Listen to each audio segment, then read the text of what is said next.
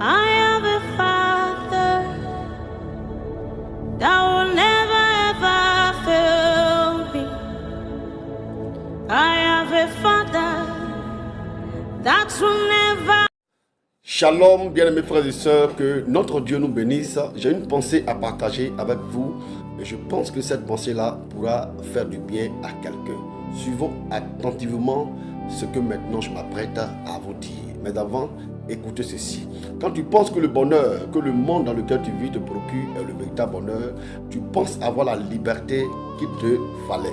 Ce qui veut dire que lorsque tu poses même une action, qu'elle soit mauvaise ou bonne, tu penses que tu n'as de rapport à faire à qui que ce soit parce que pour toi, tout ce que tu fais est juste et irréprochable.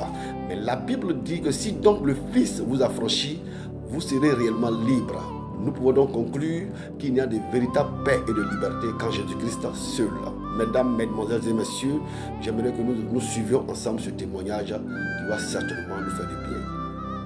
Le pasteur prêchait l'évangile et j'étais touché par le message.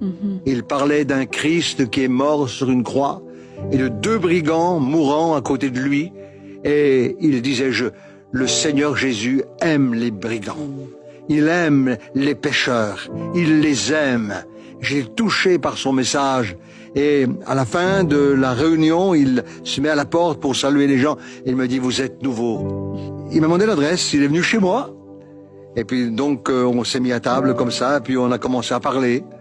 Et il m'a dit, jamais j'ai entendu quelqu'un parler avec un vocabulaire aussi pourri et ordurier que vous.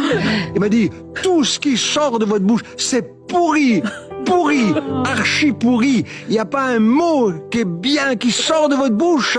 Oh, il m'a dit, je vais prier Dieu pour qu'il vous donne un vocabulaire plus académique. Et alors, il a prié pour moi. Il a prié pour moi. Et au moment où il priait pour moi,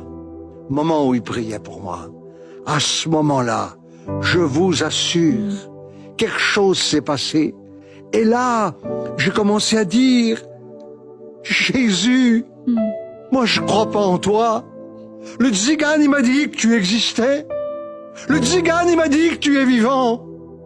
Le tzigane, il m'a dit que tu pouvais changer ma vie. Et lui, là maintenant, il me dit ça également. Mais si c'est vrai que tu es vivant, alors fais quelque chose pour moi. J'ai parlé à Jésus avec mon vocabulaire qui n'était pas académique. Mais il a entendu.